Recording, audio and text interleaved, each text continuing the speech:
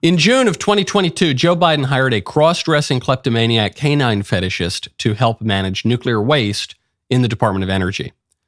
In August of 2022, Joe Biden hired a homosexual Satanist with a pentagram tattoo and matching leather harness to be the White House monkeypox coordinator. Now, Joe Biden has hired an androgynous pinko who wants to abolish law and immigration enforcement to be the White House Associate Communications Director. Since this new hire, Tyler Cherry, was announced, he has come under scrutiny and he has attempted to disavow his past remarks and behaviors. 2 days ago, Mr. Cherry tweeted, quote, "Past social media posts from when I was younger do not reflect my current views. Period. I support this administration's agenda." That's the only part of the whole hiring that confuses me. Mr. Cherry's posts, from mocking law enforcement to promoting, seem entirely in line with this administration's agenda. As far as I'm concerned, he is the perfect spokesman for the Biden White House. So why would he disavow any of it? I'm Michael Knowles. This is The Michael Knowles Show.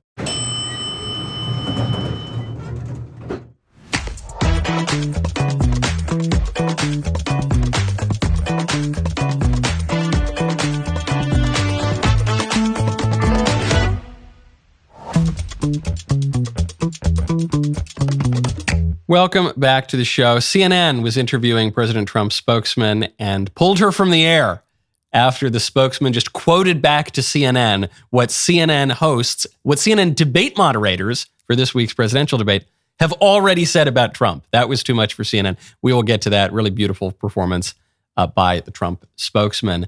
I got good news and bad news. What do you want first? Do you want the good news or the bad news? The bad news is I have sold out of the Sicilian Summer candle. That's the bad news. The good news is I have more candles at thecandleclub.com. You have to put the in there. It's thecandleclub.com. You might be able to get it on the Daily Wire shop, but just go to thecandleclub.com. No more Sicilian Summer candle. It's gone. I do have this beautiful candle, Old Soul. This is if you want that nice prep, New England, fresh, bright days of America, a little bit waspy, if I dare say so myself. This is the scent for that. An elegant, it's nice. Old Soul. You can also get the Wise Man candle, which is a riff on the Smells and Bells candle, which sold out during Lent. You can also get Pumpkin Spice Latte. It's a little out of season, but it still smells great. You can still get the entire Mayflower line of candles. You can get the Creme de la Creme candle.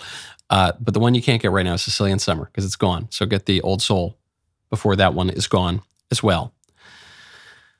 This spate of hiring doesn't look great for the White House. The people who are the face of the White House are embarrassing in their behavior and in their speech.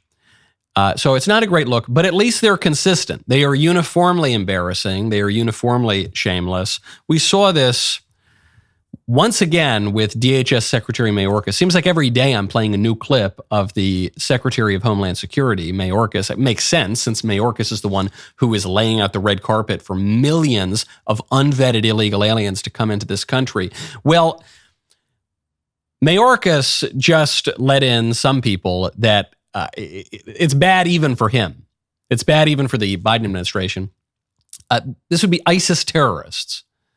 ISIS terrorists were just arrested, 8 of them. They're from ISIS-K, which is a break-off group of ISIS. And that's bad enough that they got into the country. We then found out they were already known to law enforcement because they had already been stopped when they were crossing into this country illegally. And the Department of Homeland Security just let them go. So not only is the border so open that ISIS terrorists can get through, but our immigration enforcement can meet them, talk to them, say, oh, wow, you guys kind of look like ISIS terrorists. Well, anyway, I guess we got to let you go. Even CNN has to ask the Secretary of Homeland Security about this blunder of the ages, this colossal screw up. And here is how Mayorkas tries to get out of it. We had 8 individuals of concern as to whom we did not have derogatory information when first encountered at the border. We made determinations in the service of our law enforcement objectives, in the service of our highest priority, to keep the American people safe and secure, to take immigration enforcement action, and that is indeed what we did. I have spoken English for about 33 or so years now. I wrote a whole book on language. I actually speak multiple languages. And in none of the languages that I speak, least of all English, does what that man said make any sense whatsoever. Can we just play the clip again? I want to try to see if I can translate that absolute prevaricating, obfuscating gobbledygook. We had 8 individuals of concern, as to whom we did not have derogatory information. As to whom, put a pause, as to whom we did not have derogatory information when we first encountered them. So you got these terrorist-looking dudes cross the border, they illegally, that should have been it. They get caught, you're going back. But no, because we have an official policy of open borders, letting foreigners just pour into our country in violation of our most basic laws, DHS, Border Enforcement says, okay, well, we got some terrorist-looking dudes coming across, but we don't have any particular derogatory information, whatever the hell that's supposed to mean. So I guess hey, fellas, you're not going to do any terrorism, right? What? No, haha, why would we ever do terrorism to you evil, dumb scum of the earth Americans? You great Satan will die and pay for your crimes. No, we would never do any of that. Okay, fellas, sounds good. Go on in. Go on in now. See you later. And then Mayorkas decides later on, after these terrorists have been allowed into the country and were caught talking about all sorts of terrorist things, finally, they decide, okay, we're going to take some action. A little late, buddy.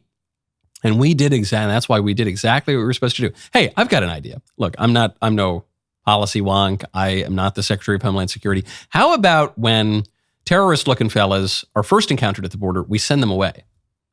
I'll go even further. How about when illegal aliens are first encountered at the border, we just send them away then. Then we don't need to worry about it.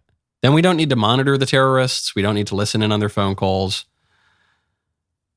8 of them.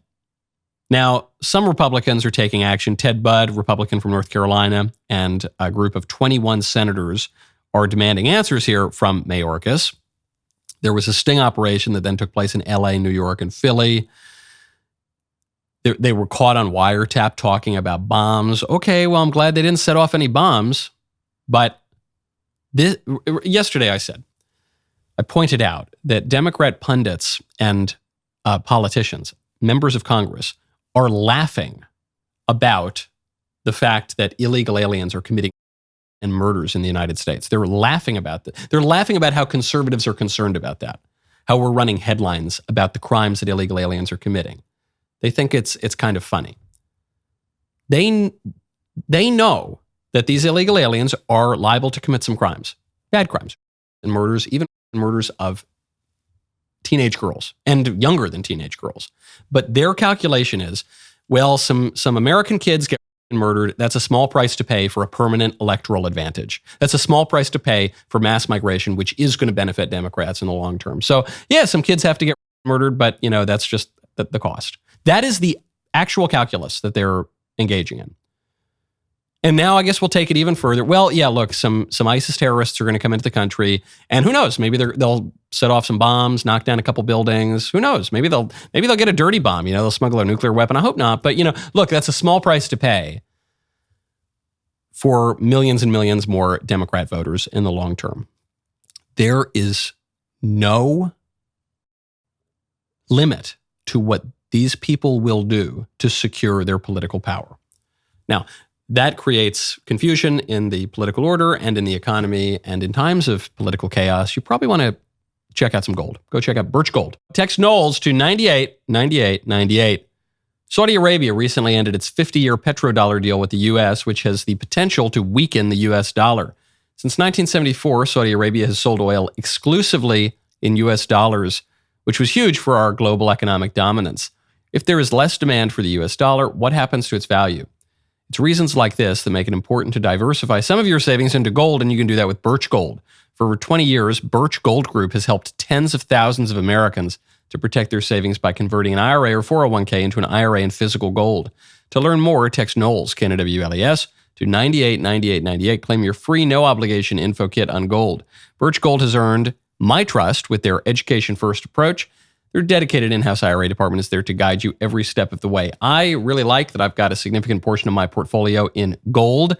Protect your savings with gold. Text Knowles, K-N-W-L-E-S, to 989898 to talk to one of Birch Gold's experts. Claim your free info kit today. Text Knowles to 989898. That is Knowles to 989898. Speaking of foreign nationals and U.S. policy, huge news yesterday. Julian Assange, the founder of WikiLeaks, who's been in custody, in actual official custody for 5 years, but who was in a kind of unofficial custody seeking asylum at the Ecuadorian embassy in the United Kingdom for something like 10 years before that. He'd been there for a really, really long time, in a kind of prison now for a decade or so. He's free. He cut a deal with the U.S. government and he went free. He's gone. This case has been built up for so long. Most people, even if you're pretty tuned into politics, don't remember what this guy was in trouble for in the first place. He was in trouble because, according to the U.S. government, he conspired with a U.S. malcontent from the military, Bradley Manning, who now thinks he's a woman and calls himself Chelsea. He conspired to get military secrets, and he released them in the largest dump of military secrets probably in world history. He was then charged with, obtaining and releasing this criminal information. And then he struck a plea deal, and it was a plea deal for time served in London. The release of the military information took place during Obama's presidency. So it goes back a long time, started in 2009, and they released hundreds of thousands of reports about the Iraq War, about Guantanamo Bay, lots of State Department cables. He then also, this was kind of charming, he published Democrat National Committee emails in 2016. There were lots of questions about that and reprisals against him for that. In any case, what are we supposed to think about this? I'm old enough to remember when this all started, when Assange's legal troubles really kicked up, starting in 2009. I'm old enough to remember when the conservatives hated Assange and the liberals loved Assange because he was fighting against the war at that time the Republicans liked the war and the Democrats hated the war. But then it flipped. Then the Democrats loved the war and the Republicans hated the war. And it didn't really matter who got elected. We still got the same war. We got more wars, actually. Barack Obama ran against wars in the Middle East, and then we got more wars in the Middle East under Obama. We knocked over Libya, knocked over Egypt, kept the troops in Iraq and Afghanistan. We drew them down a little bit in Iraq. It just kept going. And so the positions flipped. And so people's opinion of this story is going to be entirely dependent on how one presently views the U.S. government. People are going to try to invoke some higher principle here. They're going to point out Julian Assange, he's a journalist. He is kind of a journalist. And so if you take a view of the free press that's totally absolute and the press should be able to say whatever they want, that's certainly not my view. But if that's your view, it's a very liberal view, then you're going to say this is an intrepid journalist and he must be defended for releasing this information. But I think there are all sorts of limits on speech and on the press. I wrote a whole book about it. And I don't think that journalists have the right to publish super duper secret classified information of immediate national security import that could endanger millions of lives. I don't think they have any right to do that. That's never been the view of the press in America, but that is the view of ideologues. They will sometimes use that kind of principle to buttress their argument. But what I'm saying here is your view of Julian Assange, even if you cover it with some facade of a higher principle about journalism or free speech or accountability or whatever, that's all window dressing. What it really comes down to is your present view of the U.S. government. If the U.S. government is still trustworthy, still somewhat accountable, still in line with the American tradition and all the best stuff about our country, then Julian Assange is a villain, because Julian Assange is violating our laws, he's violating our national secrets, and he's endangering the American political order. If, however, you view the American government as extremely corrupt, as engaged in all manner of evil around the world, as unaccountable to the people, actually as working against the people, then Julian Assange is a hero. He's a hero on behalf of the real American tradition and the way of life, which has been usurped by this distant and wicked elite. And if your view, as is I think the case for most people, lies somewhere in between those two poles, then your opinion of Julian Assange's release is going to be complicated and nuanced. But that's what it's going to come down to. Some of the best advice my mother ever gave me when I was a kid was, Michael, I was getting a little big for my britches. And she said, Michael, don't ever believe your own press releases. Don't believe, this is especially important when it comes to politics. Don't believe your own press releases. Don't believe your own highfalutin, abstract, ideological language. This is not about freedom of the press. This is not about free speech. This is not about democracy or freedom or equality or whatever. This is about how corrupt is the U.S. government. This is about how removed, how perfidious, how dirty and rotten is our government. If it's extremely so, then you're celebrating Assange's release. If it's not at all, then you're furious about Assange's release. And if it's somewhere in the middle, you've got a more complex view of Assange's release. Now, regardless, this is a desperate play from the Biden administration because Biden knows that highly ideological young people like Julian Assange, because they view him as speaking truth to power. In a sense, he is doing that. He is releasing information from some of the most powerful people in the world, and he's been persecuted as a result of that. And young people like that kind of narrative. So Biden realizes that right now his young voter base hates him because Biden supports Israel and the young liberals despise Israel. And he realizes he's got a big problem because he looks like he's the powerful guy. He looks like he's the authoritarian, the tyrant, the awful, evil, old power that's not accountable to the people. And so he gives them this little dawdle, he gives them this little trinket. Okay, you can have Julian Assange. If this were not an election year and if Joe Biden were not facing a tough re-election fight, that guy would still be rotting behind bars in the United Kingdom, or he'd be extradited to the U.S. But maybe the best part of the release of Assange, forget about the complex questions of his role vis-a-vis the American government and the press.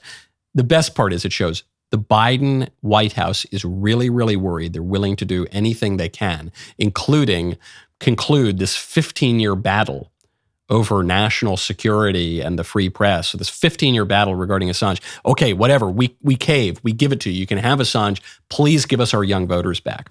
Speaking of libs' desperation, the spokesman for Donald Trump, Caroline Leavitt, just went on CNN, and this is 2-3 days before the CNN presidential debate between Biden and Trump. And she goes on and she just points out that CNN is a network that is hostile to Trump. She points out that the people moderating the CNN debate have expressed extreme hostility to Trump in the past. And for that, CNN threw her off the air. First of all, it would take someone 5 minutes to Google Jake Tapper, Donald Trump, to see that Jake Tapper has consistently, we're going to stop this interview if you're going to keep President attacking Trump my colleagues. Adolf Hitler. Ma'am, I'm going to stop this interview if you continue to attack my colleagues. I would like to talk about Joe Biden and Donald Trump, who you work for. Yes. If you are here to speak on his behalf, I am willing to have this conversation. I am stating facts that your colleagues have stated in the past. Okay. Now, I'm sorry, guys. We're going to come back out to the panel. Caroline, thank you very much for your time. You are welcome to come back at any point. She is welcome to come back and speak about Donald Trump, and Donald Trump will have equal time to Joe Biden when they both join us now at later this week in Atlanta for this debate. You're welcome to come back. Cut her, Mike, kill her, get her out of here, shut her up, muzzle her. No, you're welcome. We want to hear your views. Why is she still on the screen? Get her out of here. No. And Donald Trump and Biden will have equal time. Oh, yeah? That's a preview? Is that a preview of how CNN is going to treat Trump's presidential campaign? Because I think it probably is a preview, and it means I bet they're going to be pretty quick on the old cut the mic trigger. And I bet they're going to favor Biden and they're going to disfavor Trump, as has always been the case. That was the only point Trump's spokesman was making. Hey, I'm just going to read you quotes from the moderators of the CNN debate to point out that this seems like it's kind of stacked against Trump. No. She can't read our own words back to us. Cut her mic. Get her out of here. The woman who did that, the CNN flag, is Casey Hunt. I don't know Casey Hunt personally at all, but I remember when I first was getting into politics during the 2011-2012 presidential cycle, I went up to New Hampshire and I was around a number of reporters up there, and I was around the presidential campaigns. And I remember instinctively, I thought, this woman is awful. It's not like we had some long conversation or anything. I was reading her coverage and I thought, this woman is awful. She is such a liberal hack. She is one of the hackiest libs of all the liberal hacks. And that was back when she was just a small potatoes reporter, I think for Politico at the time. Now she's grown up. She's got her big commentary show on CNN, and she is doing the same kind of stuff. She's going to try to silence the presidential spokesman for the former president, hopefully future president, and Republican nominee. That is just a preview of things to come on that very network regarding those very same people on Thursday night. So what can we do for our country if the political order is stacked against us? Probably the most important thing we can do is pray. That's why you ought to check out Hallow. Go to hallow.com/Knowles. It would be easy to toss your discipline to the side for the summer, but you don't live a life of greatness by taking the easy route. With Hallow, you can embark on a journey of exploration this summer. The Hallow app offers an incredible range of guided meditations and prayers that are designed to help you strengthen your relationship with God. From gratitude to forgiveness, each session offers a unique experience. Choose different lengths of meditation to fit your schedule, whether you have a few minutes or an hour. With its user-friendly interface and hundreds of guided meditations, the Hallow app has become a go-to resource for Christians. You can download the app for free at hallow.com/Knowles. Hallow is a tool thousands of subscribers have used to deepen their faith. Don't lose your prayer habits this summer. Maintain your peace and deepen your relationship with God on Hallow. Download the Hallow app today at hallow.com/Knowles, K-N-W-L-E-S. It is hallow.com/Knowles for an exclusive 3-month free trial of all 6,000 plus prayers and meditations. Something very important to do for your personal growth is to pray. Also do it because you owe it to God. So make sure that you get your prayer life in order. Hallow can help. Check out hallow.com/Knowles. We know this debate is going to be stacked against Trump. So should we whine and complain about that? Is that really bad? Or should we actually be happy about it? Eric Trump, the president's son, went on Fox to give his take.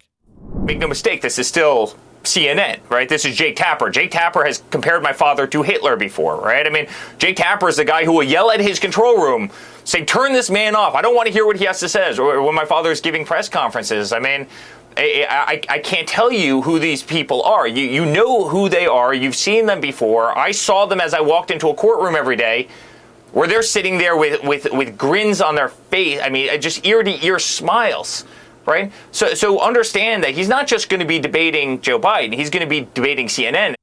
This is pretty much the best advantage Trump can hope for, because Trump, in his personality, can be divisive. I think he's quite charming, and I think that was proven in 2016 when he charmed more voters than Mitt Romney did. He's divisive in his policies, not only because he upholds a lot of the traditional Republican policies, but because he's hearkened back to an even deeper well of conservatism on issues like immigration, on issues like trade, on issues like restraint in foreign policy. Trump is more conservative than Mitt Romney, the nominee from 2012, than John McCain, the nominee from 2008, than George W. Bush in many ways, at least accounting for how far society has moved to the left since the time of George W. Bush. Trump seems relatively more conservative. So that can be very divisive. So when there are so many opportunities for Trump to turn people off, the best advantage he can hope for is to be persecuted. Because no matter what people think about abortion or marriage or immigration or the war in Ukraine or whatever, the vast majority of Americans can agree that Trump is being persecuted by his political rival, Joe Biden, who has weaponized the government against Donald Trump, and that that's wrong. Vast majority of Americans feel that way. Vast majority of Americans hate the news media. They hate it. They hate the political establishment. And It's amazing that Donald Trump, who was the president already, he's already been the president for 4 years, still manages to present himself as a political outsider. But the reason he can do that is because the political establishment for that entire time has been against him. It's been so decidedly against him that they're trying to put him in an orange jumpsuit now. And the media are terribly unfair to him. And the people know that. So if you're Trump, at first I thought, why did he agree to do a debate on CNN and on ABC? He should have tried to get it, one debate on CNN, one debate on, I don't know, the DailyWire, or one debate on Fox, or one debate on The Blaze, or one debate on some right-wing network, or even center-right network in the case of Fox, something that's not just decidedly left-wing. But then, of course, Trump's at his very best when he's going into the lion's den. Trump's at his very best. He just thrives on conflict, and he's anti-fragile in that way, like the author Nassim Nicholas Taleb describes. He gets stronger the more you beat him up. So great, put him on CNN. He'll probably do better on CNN than he would have done in a debate on a conservative network. He's looking good on the campaign trail.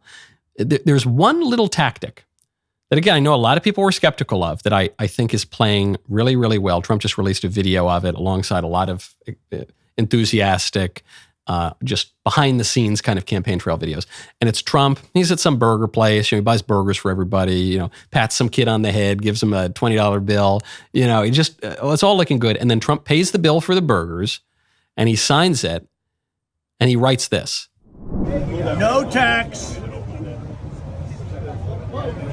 on tips.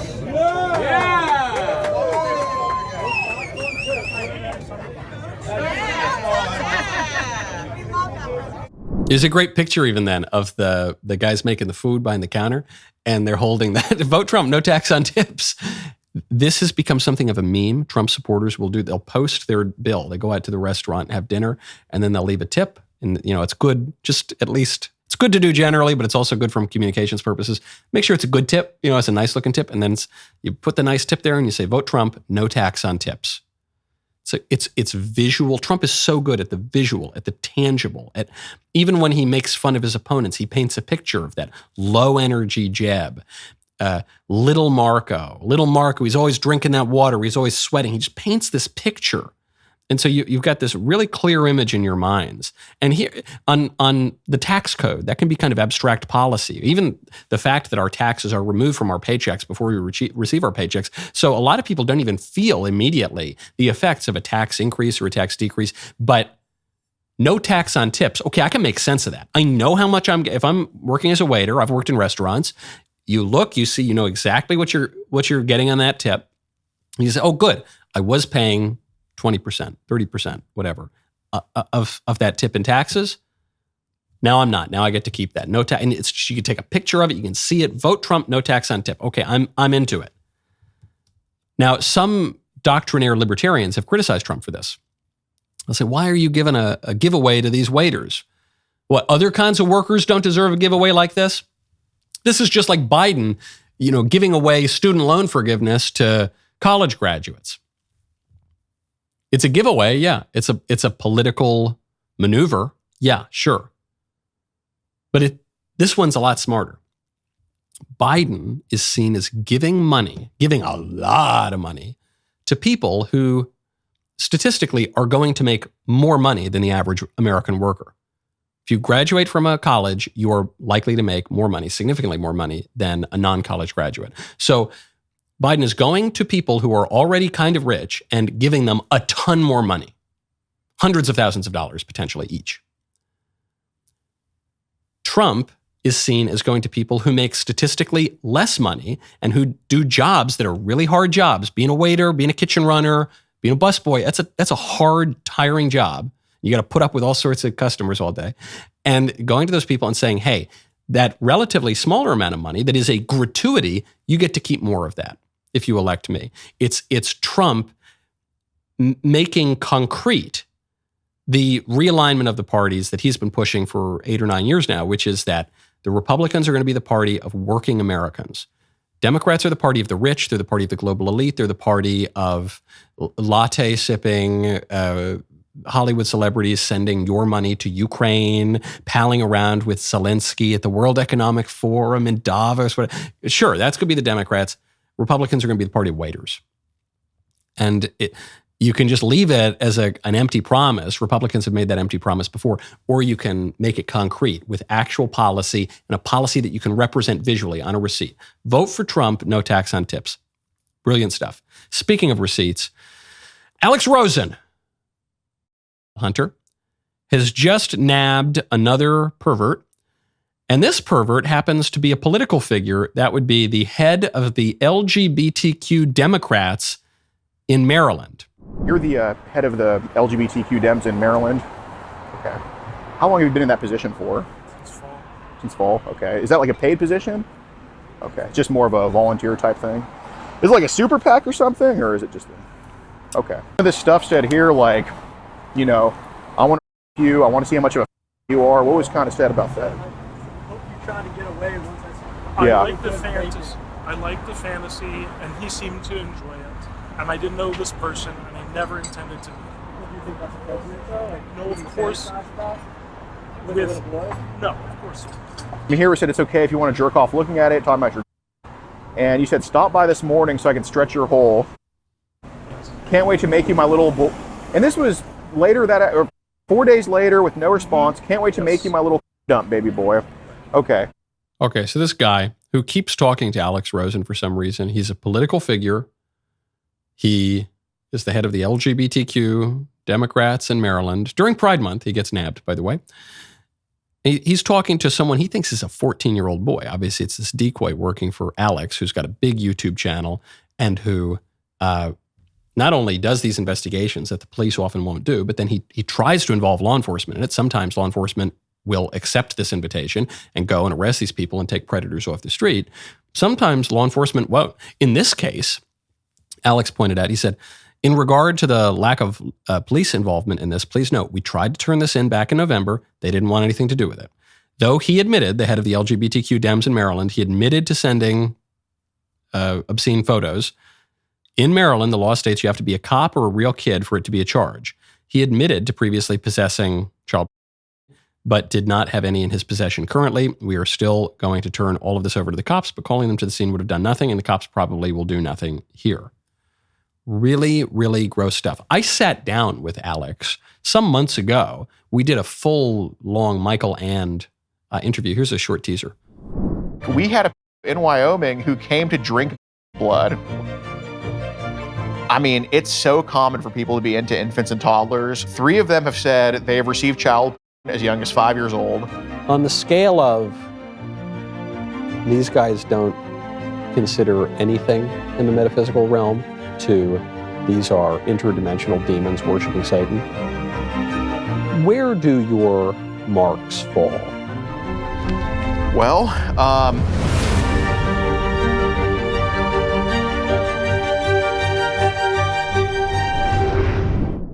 you can go check that out on the Michael Knowles YouTube channel under Michael and, that's the series, or a DailyWire Plus.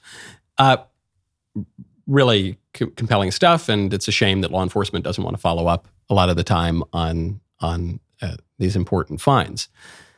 This is obviously totally humiliating for the head of the LGBTQ Dems in Maryland. You know, awful stuff, probably criminal. Again, I don't know, I'm not a cop, I'm not a prosecutor, but there's probably some criminal stuff here. But you heard what he said. He said, look, it's just a fantasy. I was just fantasizing. I wasn't really going to do it. And now he's caught on camera and his life is ruined. It's humiliating because it's so vile. It's humiliating because it's so shameful. But if you look at this in charity, I know it's very difficult to look at this kind of thing in charity, but if you look at this thing in charity from the perspective of a fallen world where you say, there but for the grace of God go I, if you try to put yourself in this guy's shoes, you got to ask yourself, how many things had to go wrong in this guy's life? How many bad decisions did this guy have to make to end up there standing opposite Alex Rosen, being nabbed for all of the world to see, saying and doing some of the most disgusting stuff imaginable? What happened? He obviously is addicted to. That's something that's ubiquitous, though. is everywhere in the culture. Okay, there's that. He had to believe that certain sexual pathologies and aberrant behaviors and disordered desires are okay, should be affirmed, so maybe he was born with these kinds of desires, or maybe that's what he told himself. He has to believe that life is about just pursuing your own interests without regard to reason, think about the time, all the time that this guy has spent scheming and talking to people he thinks are children online. And think about how completely twisted this guy's life is. The reason I bring all that up is it could be anyone. Maybe not this particular crime, but people can end up down a rabbit hole, and it always starts with one bad decision. Maybe some bad circumstance, and then one bad decision leads to another, to another, to another. And before you know it, forget about this guy for a second. Before you know it, you're Hunter Biden, born, basically with a silver spoon, whose father is a very influential person, and you're buying crack on Skid Row in Los Angeles. I mean, you think that's a crazy one, or you're going to strip clubs every night, or you're doing whatever. People think, well, that's just someone else. That can't happen to me. It can't. This is a fallen world, man. You can end up in really bad places if we continue to encourage and normalize these sorts of depraved behaviors. One will lead to another, to another, to another. The libertarians say legalize everything, just let people do whatever they want. That's freedom or whatever. That's the freedom that lands you doing an interview with Alex Rosen. That's the freedom that lands you on Skid Row buying crack. If only there was a little less of that kind of freedom and some more of the real freedom that built up our country, maybe that guy wouldn't be in that position. This Thursday, we are hosting a live DailyWire Backstage for the presidential debate. DailyWire Plus will simulcast the whole thing. You will hear from Ben Shapiro, Matt Walsh, Andrew Klavan, Jeremy Boring, but more importantly, from yours truly. It starts at 8:30 p.m. Eastern with a pre-show to set the stage, highlight what matters in this debate. Throughout the main event, we will cut through the rhetoric, focus on the substance, or lack thereof, from Biden, and we'll focus on all the good stuff from Donald Trump, even when they try to cut his mic the whole time. After the debate, stick around for our exclusive post-show. We'll break down what was said, what it means for America's future. This is not another debate watch party. It's an opportunity to engage with ideas that shape our nation's trajectory. Do not miss Daily Wire Backstage Live on Daily Wire Plus Thursday night, starting at 8:30 p.m. Eastern. My favorite comment yesterday is from Kevin McD 112, who says, I learned a long time ago not to argue with idiots on the internet. What else do you do on the internet? This is a good point, though. Actually, it ties in with what we were just saying about how people can be led astray, especially on the internet. If you find yourself arguing with idiots on the internet, if you find yourself getting really, really angry in internet fights, one, it's good to remember the futility of that, the general futility of getting into flame wars on social media. But two, just think about the wasted time. All the things you could be doing in the precious few moments that you are given on this earth, all the opportunity cost to the flame wars on the internet. And then maybe go do something else. Speaking of bad decisions, we're talking about immigration. We're talking about terrorists crossing the border. We're talking about illegal aliens that are murdering people. We're talking about all sorts of stuff. But amid all of those really scintillating, tabloid headlines, there are less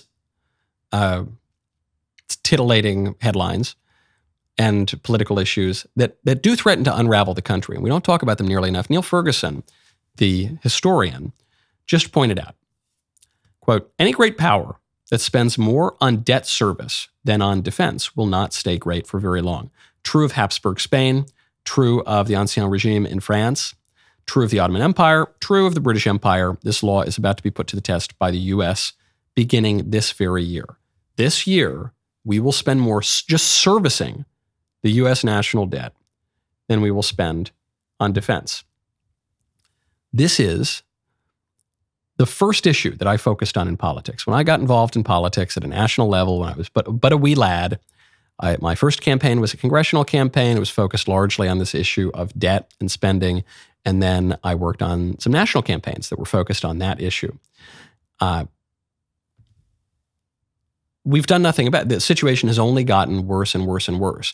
And sometimes we mock this issue of the debt as a kind of just a policy wonk nerd issue. It's no big deal. But but it can have real tangible consequences. The Tea Party was largely about how we need to get our spending under order. There was a really great speech given at CPAC once by Mitch Daniels, who was then the governor of Indiana, saying we have a new red menace, this one consisting of ink. And unfortunately, the issue is kind of a snooze fest for a lot of people, and they don't care. They want to talk about the more cultural issues. And in fact, I can understand why. Because the argument made by people like Mitch Daniels was we need to get our fiscal house in order, then we can focus on the social issues, but we need a social truce until then. But that's not how politics really works. That's what we learned. Daniels is a super smart guy. He was a great governor, but that's just not how politics works. Actually, debt and the way we spend money and the way we think about money is a social issue. If we don't get the social issues in order, if we don't shore up the American family, if we don't shore up our borders, if we don't shore up community and our sense of our obligations to the country and a turn away from selfish interest and toward the common good, then we're just not going to fix the fiscal problem. We're all just going to keep trying to get money out of the pie. But we have to do something about it. We are very complacent. We really seem to think that the American empire, the American global hegemony is going to go on forever. Lesser empires, lesser nations have, or I'm sorry, rather I should say greater, more splendid-looking, magnificent-looking empires, you think of the Ancien regime in France, have fallen for these kinds of issues. No one's even talking about it. No, it's off the table. The suggestion of entitlement reform or really any way to get the budget, neither party is at all interested in it. Maybe because we need to fix the social issues first, then we can talk about it. But clock's ticking, as the nerdy historians point out. Nerdy historians are often correct. Speaking of deceptive accounting, this is probably the stupidest article I have read in a very, very long time. This is from Newsweek. It says, Texas ban linked to infant deaths rise. There's a study out. It showed, and this is going to prove to all you pro-lifers how terrible it is to ban, because by banning, they've increased infant mortality. What's the study? Study analyzed almost 95,000 recorded infant deaths in Texas and 28 comparison states between 2021 and 2022. After accounting for absolute increases in birth rates, it found that the Texas Heartbeat Act was associated with an unexpected increase in infant mortality. They increased infant deaths increased in 1 year from 1,985 to 2,240. So it's 255 additional deaths. This is higher than other states. What was this caused by? Congenital abnormalities, the most common cause of infant mortality. They account for more than 1 in 5 infant deaths. Okay, so there you go, 20% of these infant deaths, right there, congenital abnormalities. So it's just baked in from the beginning. By banning, this is what Newsweek writes, by banning cases of known congenital abnormalities, more babies will likely be born with these conditions. Okay, hold on. I think you probably understood the problem with this headline from the beginning, but here I think it's especially clear.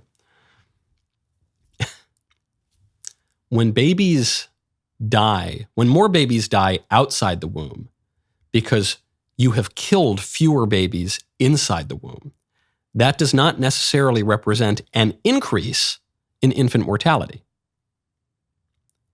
What that represents is an exposure of the infant mortality that already exists. All they're doing here is they're just pretending that when a baby dies outside the womb, that's a baby dying. But when a baby is murdered inside the womb, that's not a baby. It's not death. It has nothing to do with death or life, or definitely not babies. Just forget about it.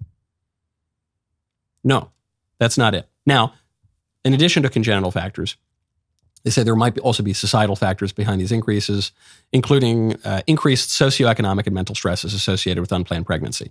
The repercussions of potentially preventable increases in infant mortality are significant, say the researchers. Experiencing an infant death is associated with trauma and potential criminalization, particularly for racialized groups. Then, I don't know, they go on and say we need to let black people kill more of their babies. That's the implication. But notice here what they don't state. They don't talk about the trauma and the sin and crime of murdering your baby in the womb. Forget about that. Well, plenty of women have all sorts of trauma after they kill their babies through. But they don't talk about it. I don't know, forget about that. No, it's awful. Well, these babies are dying of congenital issues when we could have just murdered them inside the womb. Well, the babies are still dying, aren't they? The only difference is now we're exposing it. First of all, you're giving the babies a chance at life. You're giving parents the opportunity to love their children, even for some period of time. You're no longer encouraging parents to kill their children, something that will stick with them for the rest of their lives and that is intrinsically evil. You're not necessarily increasing infant mortality. Probably you're not doing that at all. You're exposing it. You're exposing the real infant mortality crisis in the country, which is that we murder 1 million babies a year. The rest of the show continues now. You do not want to miss it. We have a special guest. So you got to become a member. Use code Knowles, KNWLES, at checkout for 2 months free on all annual plans.